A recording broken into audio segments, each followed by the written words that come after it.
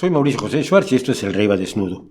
Más que un tema histórico en esta ocasión, quería yo tratar algunas cuestiones que constantemente la gente me comenta en los vídeos que hemos dedicado al ateísmo, a ese hecho, por lo visto, para muchos todavía muy asombroso, de que existamos personas, cada vez más personas, que no creemos en dioses, que no creemos en ningún dios, que no creemos en hadas, que no creemos en unicornios, que no creemos en Caperucita Roja y que no creemos en Recitos de Oro y los Tres Ositos. Hay una cuestión, a mí no me molestan, y yo creo que a nadie que sea ateo le molestan los creyentes.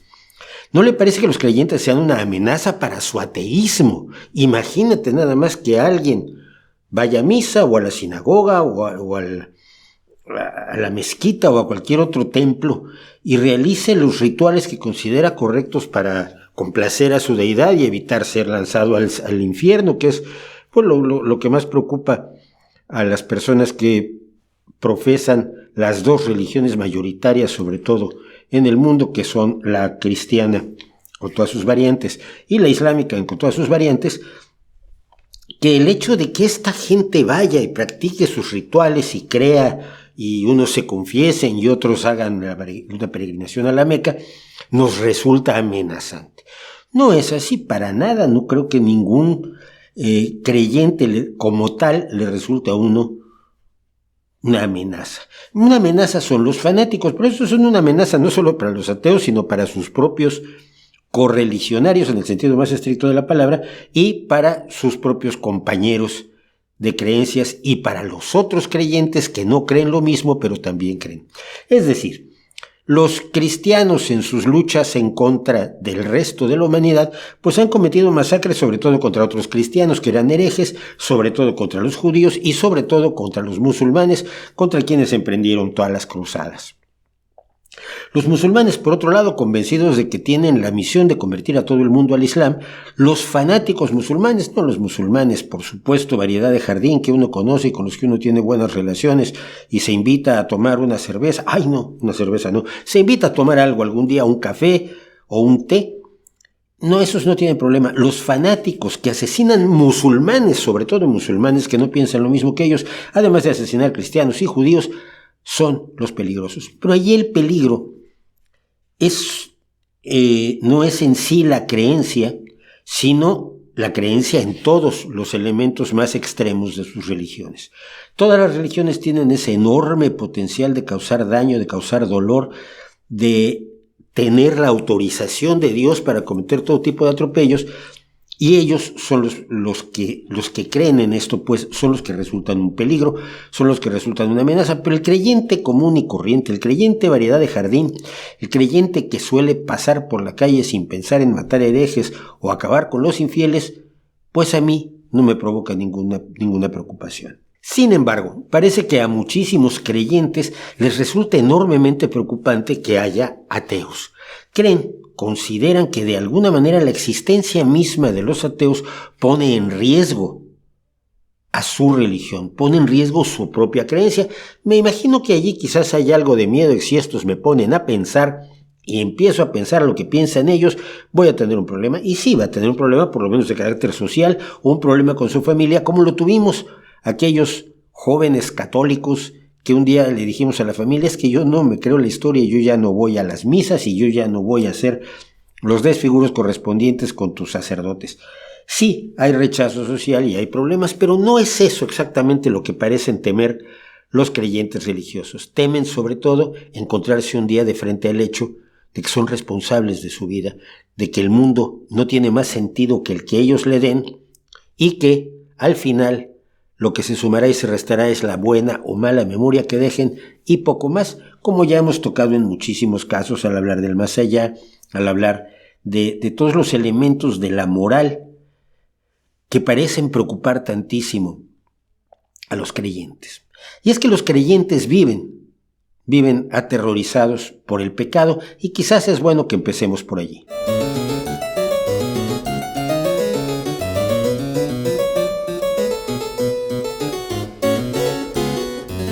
La idea del pecado es central a la cosmovisión de las tres grandes religiones abrahámicas. El judaísmo, el cristianismo y el islam se les llama abrahámicas porque se derivan, pues, de el Abraham bíblico. Ese Abraham al que Dios engañó haciéndole creer que tenía que matar a su hijo y luego le dijo, era broma. El pecado se teme, se castiga, se persigue, se previene y cuando se comete se debe expiar so pena de recibir una sanción infinitamente mayor en la otra vida, esa otra vida en la que creen tan fervorosamente muchos, pese a que, como ya hemos comentado aquí, no hay ninguna evidencia de que exista. Las leyes humanas están para ocuparse en realidad de excepcionalidades, tanto individuales como sociales. Por ejemplo, el caso del asesinato es interesante.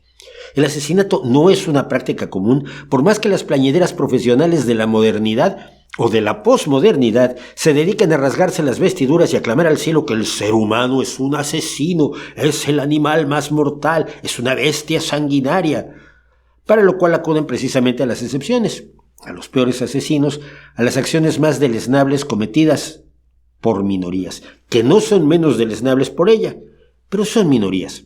Por ejemplo, mire, los soldados encargados de los campos de concentración y exterminio en la Europa ocupada por los nazis eran los llamados SS Totenkopfverbände, que en su momento contaba con unos 250.000 efectivos, no todos los cuales participaron en las masacres de los 6 campos de exterminio. Las Totenkopfverbände, la banda de los hombres del cráneo de la cabeza de la muerte, eran una minoría dentro de las propias SS, que era un grupo paramilitar que contaba con 1 millón de efectivos, y no se comparaban al ejército alemán, en el cual durante la Segunda Guerra Mundial sirvieron 13,6 millones de soldados, de un total de 80 millones de alemanes. Nada de esto justifica, perdona ni explica la barbarie, pero sí la pone en contexto. Las cifras de asesinato en el mundo, por ejemplo, se dan en asesinatos anuales por cada 100.000 habitantes. El sangriento campeonato lo tiene Jamaica con 53,3 asesinatos por 100.000 habitantes. Y países que consideramos extremadamente violentos como Ecuador, México y Colombia tienen tasas del 27,0, el 26,1 y el 25,4 de asesinatos al año por cada 100.000 habitantes, mientras que los Estados Unidos, país al que vemos con horror por los tiroteos en escuelas o el cada vez más extendido derecho a portar armas por la calle, y no hablamos de pistolas, sino de rifles de asalto propios de ejércitos bien pertrechados, la tasa es de 6,4 asesinatos por cada 100.000 habitantes al año. Y en países como Holanda, España o Noruega, esta cifra cae al 0,8, 0,7 y 0,6 hasta llegar a 10 países que reportan la friolera de 0 homicidios dolosos al año, lo cual no sería lógico si fuéramos, como nos dicen que somos, asesinos por naturaleza. Los delitos más horrendos y despreciables son infrecuentes y por ello mismo nos interesa leer sobre ellos y escribir novelas y cuentos y series de televisión y películas hablando tanto en la ficción como en la no ficción de casos extremos, de casos brutales que nos escalofrían precisamente porque son tan ajenos a nosotros, aunque los cometan seres humanos que parecen iguales. El delito o las faltas de diverso tipo son infracciones a leyes humanas, mientras que el pecado es una ofensa a Dios, concretamente a las disposiciones de un Dios expresadas en una ley, en un mandato, en un mandamiento dado por la vía de la revelación y la iluminación, que es una forma de decir que alguien dijo que Dios le dijo que tal cosa era un pecado y otros han decidido creerle, pero sin pedirle pruebas. Pero así como no se puede imaginar una sociedad sin leyes y sin responsabilidad ante el resto de los componentes de la colectividad, por más que se empeñen los libertarianos sociópatas, ¿se puede imaginar una sociedad sin pecado?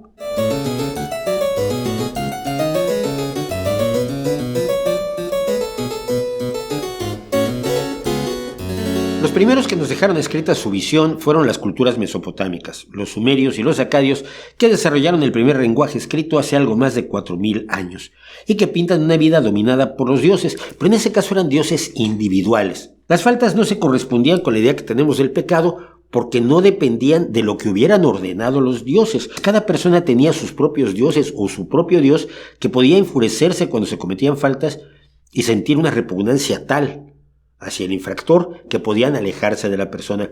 El equivalente babilónico de Job se lamentaba diciéndole a su dios personal: ¿cuánto tiempo me abandonarás y me dejarás desprotegido? Y es que el abandono que hacía el Dios personal de uno no era solo asunto de dejarlo triste como amante echado de lado. Cuando se nos iba nuestro Dios personal, quedaba uno a merced de los malos espíritus, los demonios que liberaban las malas obras que nosotros mismos habíamos cometido. Y finalmente, como los dioses no habían dado leyes, decíamos, Había una gran incertidumbre sobre qué podría molestarles o no molestarles, hasta el extremo de que todo golpe de mala suerte, toda vez que una persona tenía un problema, una enfermedad, una incomodidad, que algo le salía mal, esto se interpretaba como que uno había hecho algo que molestó a los dioses, a saber qué. Se cuenta en las tabletas de arcilla de la escritura cuneiforme que cuando nacía un hijo con alguna deformidad, muchos padres le daban el nombre de Minaarni, que significa ¿cuál fue mi error? Es decir, ¿por qué los dioses me han castigado con un hijo con una deformidad? Griegos, romanos, aztecas no tenían el concepto del pecado que desarrolla posteriormente el mundo abrahámico. Y de hecho, como los propios judíos no tienen exactamente un concepto de paraíso e infierno, sino que este es desarrollado a posteriori, no basado en las escrituras, sino en las interpretaciones o iluminaciones de sucesivos creyentes y padres de la iglesia y doctores de la iglesia, el pecado realmente es un invento cristiano. Dice el catecismo, el pecado se levanta contra el amor que Dios nos tiene y aparta de él nuestros corazones. Como el primer pecado, el de Adán y Eva, es una desobediencia, una rebelión contra Dios por el deseo de hacerse como dioses, cosa que por otro lado era razonable, si les habían dicho que eran a su imagen y semejanza, querían ser a su imagen y semejanza. Pero bueno, pretendiendo conocer y determinar el bien y el mal, el pecado es así amor de sí hasta el desprecio de Dios, como dijo San Agustín. Por esta exaltación orgullosa de sí, el pecado es diametralmente opuesto a la obediencia de Jesús que realiza la salvación, que se deja matar. Es decir, y esto es extraordinario, no matarás es una orden supuestamente de Dios, pero al matar no está uno pecando contra su víctima, contra el derecho a vivir de la persona a la que ha matado, no. El problema real, según el catecismo cristiano, es que está uno desobedeciendo a Dios. Esto parece una tremenda ofensa, sobre todo para la víctima. La diversidad de pecados es enorme y teóricamente el buen cristiano, el buen católico, debe estar siempre consciente de qué pecados está cometiendo. No de si está cometiendo un pecado. Que está cometiendo un pecado ya se sabe. Está en la esencia misma de las enseñanzas. El punto es qué pecados está cometiendo y cómo va a expiarlos para poder ir finalmente al paraíso. Pero es enormemente curioso que todos los pecados, excepto los que se refieren a Dios, que son los primeros, por supuesto, de los 10 mandamientos, amarás a Dios por sobre todas las cosas. Oye, es que amar es algo que le sale a uno, no es algo que decida uno hacer. Ahora voy a amar a Dios. Esto es simplemente imposible. No podemos decidir a quién queremos. Pero lo primero que hace Dios es ordenar que lo ames. Y que no usarás su nombre en vano, etcétera, etcétera. Fuera de los mandamientos que se refieren específicamente al narcisismo divino, los demás no parecen salidos de la conciencia divina, del mandato divino, sino parecen salidos de cualquier ley razonable humana. Y eso nos debería poner a pensar cuál es el origen de nuestra moral. Porque esa es una de las grandes discusiones que tienen con nosotros, o hacia nosotros, o sobre nosotros, los creyentes, que siempre quieren hablar de lo que ellos creen que es un ateo o el ateísmo, pero nunca quieren oír lo que uno le explica que es y que piensa el ateo.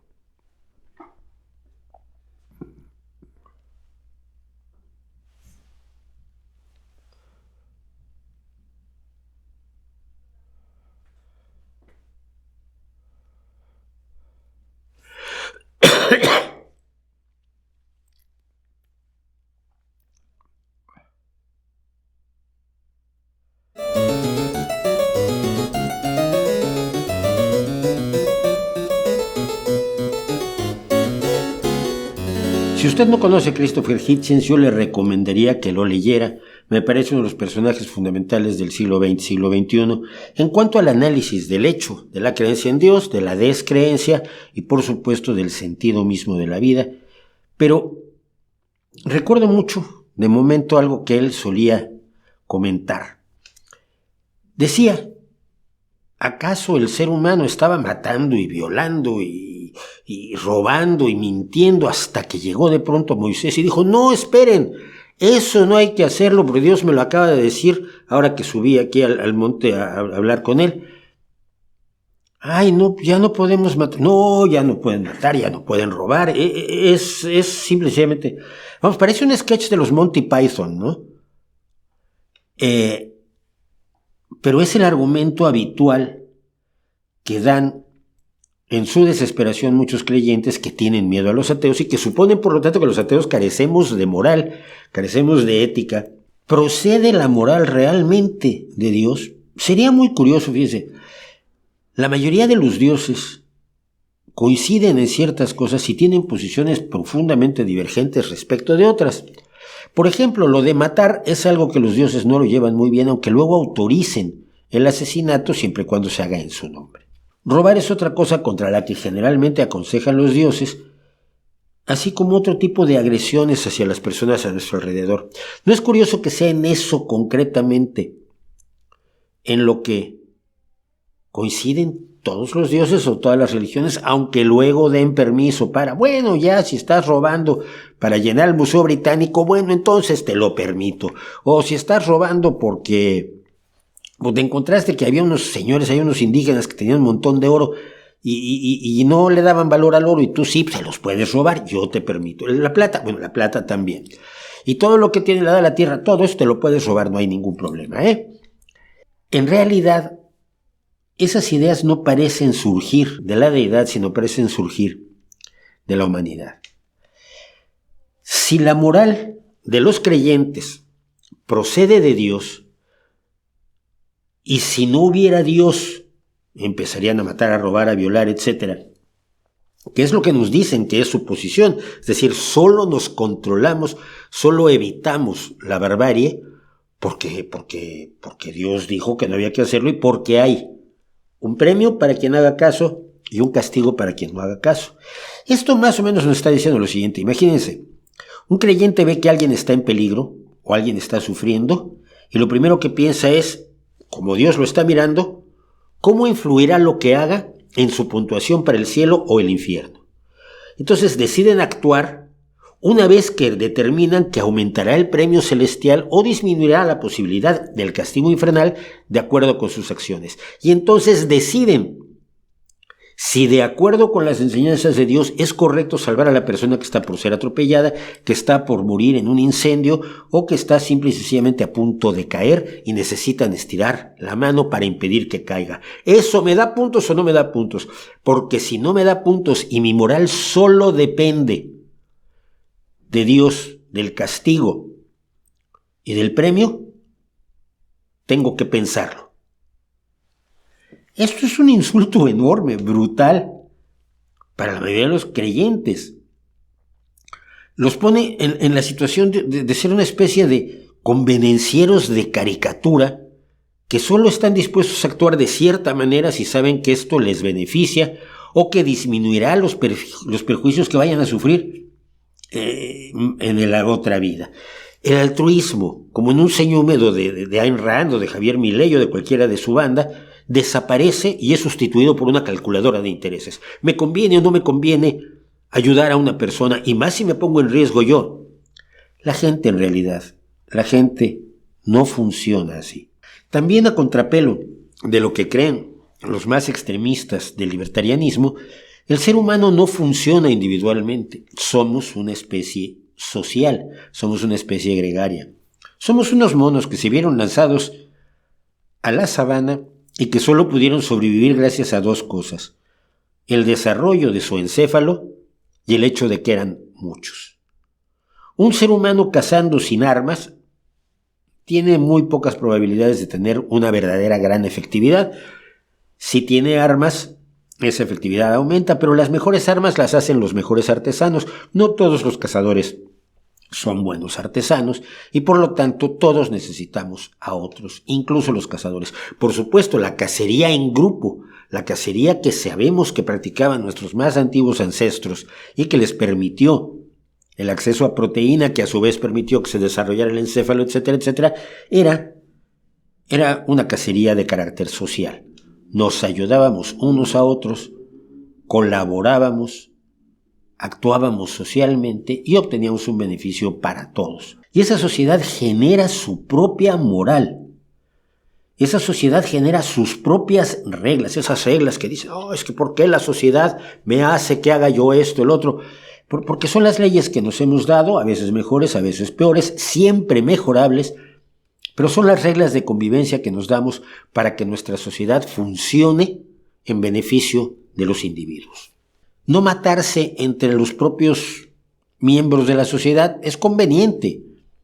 Si somos pocos y nos vamos matando entre nosotros, quedamos a merced de los depredadores o de otras bandas que puedan querer lo que tenemos, sea una caverna, nuestras pieles, nuestras armas, lo que fuere. Si actuamos de una serie de formas que resultan lesivas para la sociedad, es razonable que nuestra sociedad nos diga, no hagas eso. Decía, y regreso a Hitchens, decía él, a un niño no le tienes que explicar la regla de oro. Y a veces la tienes que reforzar, le tienes que recordar que existe, pero no se la tienes que enseñar. Cuando juegan los niños muy pequeños, nos muestran un conocimiento preciso de la regla de oro. No trates a los demás como no quieres que te traten a ti, y trata a los demás como quieres que te traten a ti. Y el que rompe las reglas en grupos de 5, 6, 7 años, el que rompe las reglas muchas veces es echado de lado. No juego contigo porque tú no sigues las reglas. Las reglas que les inventó alguien, que llegó Dios y les dijo, no, esta es la regla de oro. No. Las reglas que son parte del legado histórico genético de millones de años convirtiéndonos en lo que somos hoy, que si no es tan bueno como quisiéramos, es bastante mejor de lo que pudo ser. La falta de Dios no implica la falta, pues, de una concepción moral.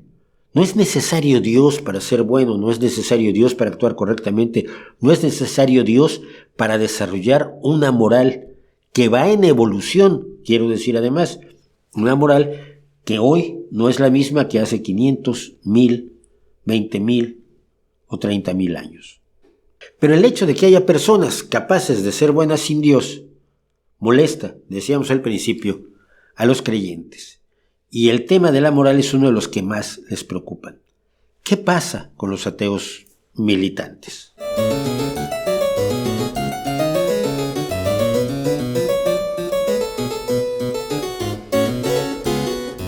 No se puede negar que quienes no tenemos creencias teístas estamos más presentes que nunca en el debate de la sociedad.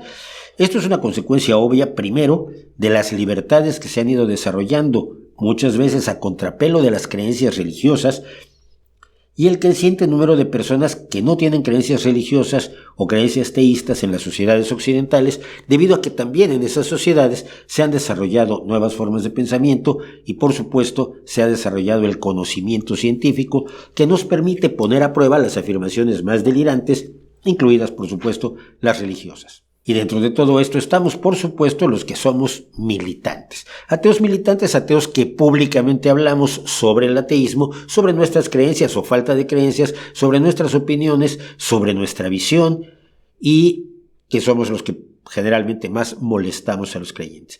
Algunos suponen, en este miedo que le tienen al ateo, que la labor que yo tengo al hablar de ateísmo es así como desconvencerlo.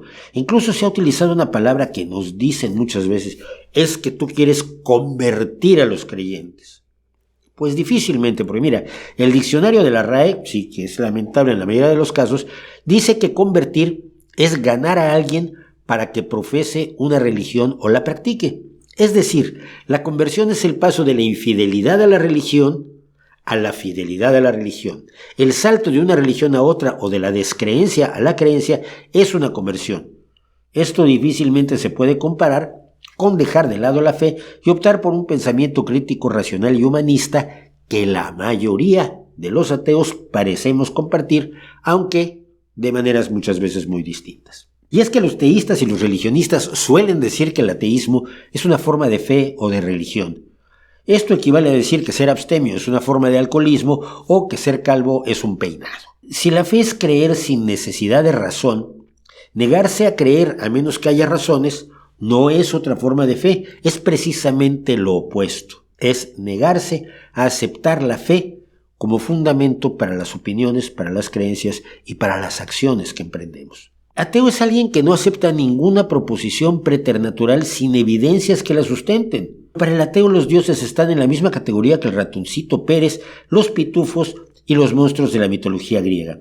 Para un ateo no hay diferencia entre Zeus, Quetzalcóatl, Mitra, Huacantanca y el dios islamo-judeocristiano. El ateo tampoco le dice a los creyentes eres tonto por creer en esto. Esto muchas personas están absolutamente convencidas que es el objetivo de hablar sobre la creencia en Dios. El debate no se da a nivel de creyentes. En todo caso, uno puede ver al creyente en una religión como una víctima consecuencia del poder terrenal que tienen las religiones, de la convicción y de los argumentos falaces de los promotores de las religiones, como una víctima del miedo a la muerte, del miedo a la incertidumbre, pero nunca como un culpable. Cuando hay debate es en todo caso con las jerarquías religiosas, pero que en general no quieren discutir con nosotros. Pregúntenle usted a cualquier obispo si quiere venir al canal a hablar conmigo y tendrá la respuesta. Pero también con creyentes más o menos fanatizados, menos que los que ponen bombas o queman herejes, pero que se ocupan de la lucha contra los ateos y que parece que últimamente se ha convertido en toda una especialidad, sobre todo en Internet. Generalmente lo hacen con escasas armas argumentales e invariablemente, por supuesto, sin evidencias que sustenten la creencia en ninguna deidad. Pero la militancia atea, el decir soy ateo por esto y esto y esto, ¿qué es lo que hago yo fundamentalmente? No es una práctica de fe que pueda ser sujeta al evangelismo al estilo de los testigos de Jehová, y tampoco es persecución religiosa, aunque los jerarcas poderosos suelan hacerse las víctimas con una enorme habilidad interpretativa, absolutamente de Oscar, de Goya y de Ariel y de todos los premios a la actuación que hay, cuando hay medios de comunicación en los alrededores, y dicen que la sola existencia del ateo es persecución religiosa y atenta contra la libertad religiosa. Y aquí hay algo que yo sí quisiera dejar claro. Quien más lucha por la libertad religiosa somos muchas veces quienes no tenemos creencias religiosas. Creemos que todos, los creyentes, deben tener libertad de creer y de practicar su religión siempre y cuando no implique, como decíamos, ponerle bombas a otros o quemarlos en la hoguera. Quienes se oponen a la libertad religiosa son en general religiosos ellos mismos, fanáticos religiosos que lo que quieren es que sus creencias sean compartidas por toda la sociedad e impedir que otras personas con otras creencias intervengan y puedan hacer que pierdan fieles. En ese sentido pueden creer que el ateísmo les puede quitar negocio o alejar a gente de la verdad de su creencia y por lo tanto nos persiguen. Pero los blogs y páginas del ateísmo generalmente tienen objetivos bastante claros que nada tienen que ver con convencer a los fieles ya creyentes, que por otra parte, y esto es importante, merecen todo el respeto, a diferencia de los promotores de la fe y los defensores de la barbarie religionista, que creen que son atacados por sus creencias religiosas, cuando en realidad esto no es así. En todo caso son atacados por otras situaciones como asesinar infieles, violar niños, cercar con muros a sus enemigos, humillar a los diferentes, ser insolidarios y exclusivistas, todo ello relacionado muchas veces con la fe, pero que no es en sí la creencia o no en un Dios.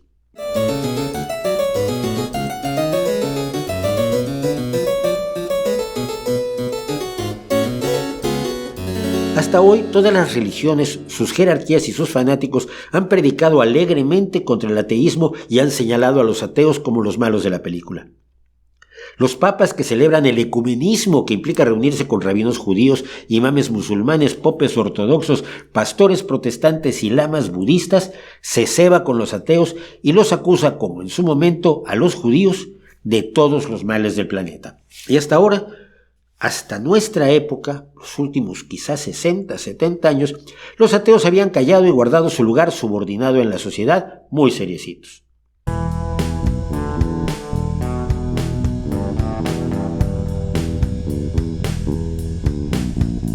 No creer ha implicado en gran medida no hablar del tema, so pena de ofender a los creyentes en una u otra religión, al mismo tiempo que se toleraban todo tipo de calumnias, ofensas y mentiras, y ahora ya no. Estas calumnias, ofensas y mentiras son inaceptables en una sociedad civilizada. Una sociedad tolerante y plural con todas las creencias religiosas debe ser igualmente tolerante y plural con quienes no las tienen, como lo hace, por ejemplo, la Constitución española. Salir a la calle y decir, como lo hicieron en su momento los buses ateos de todo el mundo, probablemente Dios no existe o no se necesita Dios para ser bueno, o si no crees en Dios no estás solo, es considerado inaceptable por los mismos que intentan avanzar el poder religioso sobre la sociedad civil y mandar su mensaje sin que nadie los obstaculice. Esa reacción es una expresión clarísima de intolerancia contra la expresión de ideas no religionistas y síntoma de un problema social creciente que desea volver a la exclusión que sufrían los ateos en el pasado cuando callaban y sonreían.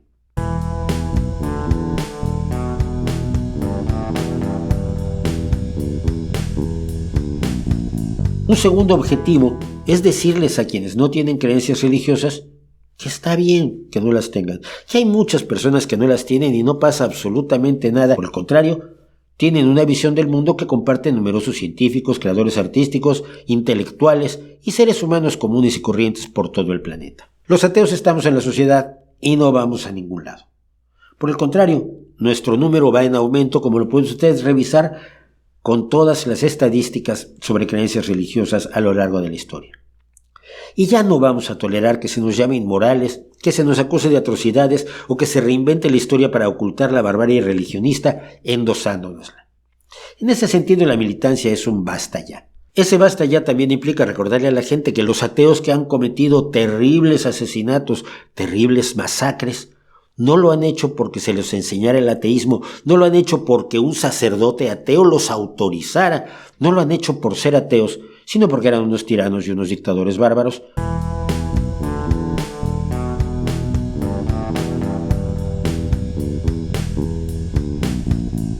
Quiero darles a quienes no han decidido creer ciegamente en ninguna religión datos suficientes sobre esta otra cosmovisión que quizás le convenga tener en cuenta. Si hablamos de libertad de creencias y a los niños se les impone brutalmente una religión desde su nacimiento, se les bautiza, se les circuncida, se les somete a la indoctrinación acrítica, se les habla mal de quienes tienen otras creencias, se les escamotean datos sobre las miles de religiones que hay en el mundo, sobre la vida sin religión, sobre la barbarie de las religiones, sobre lo que se ha hecho en nombre de las religiones, allí sí. Y luego se les lanza en varios casos fanatizados al mundo a actuar según esas creencias. Eso no es libertad. Presentar un caso con sus datos no es intentar convencer, por supuesto, mientras que el cura del catecismo, el rabino de la yeshiva o el sheikh de la madraza sí tienen por objeto convencer al alumno, domar su mente, atemorizarlo, limitarlo y evangelizarlo para tenerlo para siempre, como decían los jesuitas. Como ateo militante yo busco un objetivo mucho más complicado, el de motivar a los jóvenes a pensar por sí mismos, a cuestionar cuánto les rodea y a cuestionar también, ¿por qué no?, el ateísmo. Y el pensamiento libre es lo peor, es anatema para todas las religiones que históricamente han acudido a eliminar físicamente a quienes promueven el pensamiento libre, a quienes piensan con libertad o a quienes actúan libres de las creencias religiosas.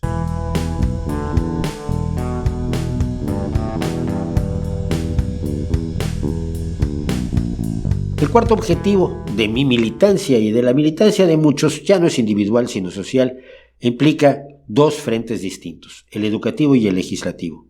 En el primero está la defensa de la educación ante la injerencia de las iglesias, de todas, y las creencias irracionales, todas, en la formación de los niños y jóvenes. La escuela no es ni debe ser un lugar de culto religioso ni de difusión de las creencias de una sola religión, como las iglesias no son escuelas, a despecho de los intentos de Pancho Villa. En todo caso, los alumnos se podrían beneficiar mucho más de un curso de religiones comparadas, mismo que evidentemente ninguna jerarquía religiosa aceptaría. La contraparte de esta lucha contra el abordaje religioso de la educación está en la promoción continua e incesante de una mejor y más amplia formación científica para alumnos de todas las edades y todas las orientaciones profesionales. El ejercicio del pensamiento crítico, la comprensión de la lógica, el conocimiento de la historia y los métodos de estudio de la realidad. Enseñar cómo obtener conocimiento ejercitando el pensamiento riguroso antes que impartir indoctrinación y limitar la enseñanza a la memorización de datos.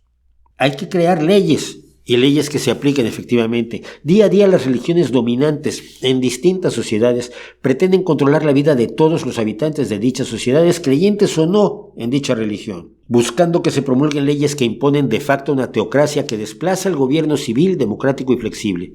Los fanáticos judíos en Israel, los fanáticos islamistas en Egipto, los fanáticos cristianos en Estados Unidos o los fanáticos católicos en España, por poner solo 4 ejemplos, Son declarados enemigos del poder civil, de la democracia y de todo concepto surgido ya no de las ideas del siglo XIX y XX, sino de la propia Ilustración, del enciclopedismo y de la Revolución Francesa.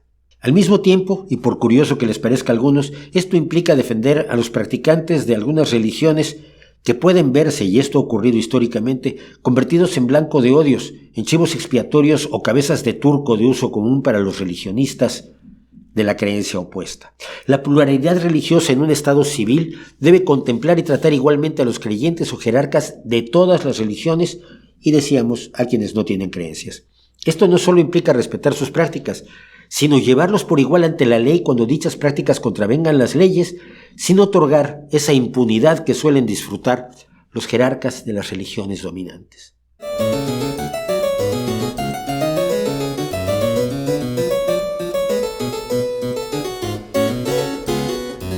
El miedo que tienen los creyentes, pues, a los ateos, que somos en general absolutamente inofensivos, salvo porque nuestras ideas pueden ser molestas, se convierte en una forma de promover el miedo, de promover el rechazo a la libertad, de promover el rechazo a la tolerancia, de promover una forma de ver el mundo en la cual no nos miramos como iguales en lo fundamental por mirarnos como distintos en lo superficial.